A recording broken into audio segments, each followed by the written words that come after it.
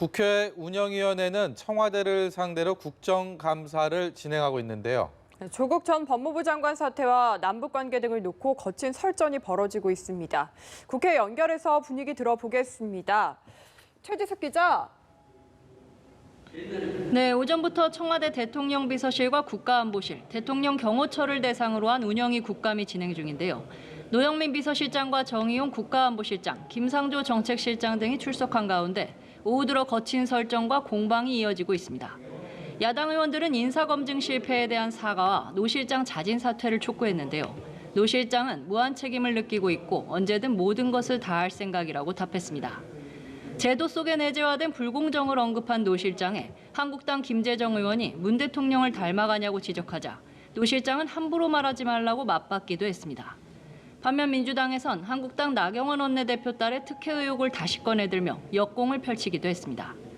교착 상태에 빠진 남북관계와 북한 핵미사일 문제 등 안보 현안도 주요 쟁점이 되고 있습니다.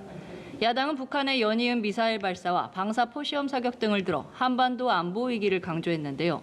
정의용 실장은 북한 못지않게 우리도 미사일 발사와 시험을 하고 있고 북한의 미사일 능력은 우리 안보에 위중한 위협이 되지 않는다고 강조했습니다.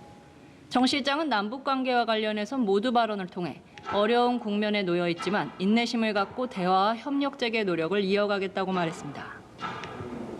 네, 북한이 초대형 방사포 시험 발사에 성공했다고 밝히면서 여야에도 촉각을 곤두세우고 있는데 관련된 상황도 전해주시죠. 네, 그렇습니다. 북한이 올해 세 번째로 초대형 방사포 시험 발사를 강행한 데 대해 민주당은 유감을 표했습니다.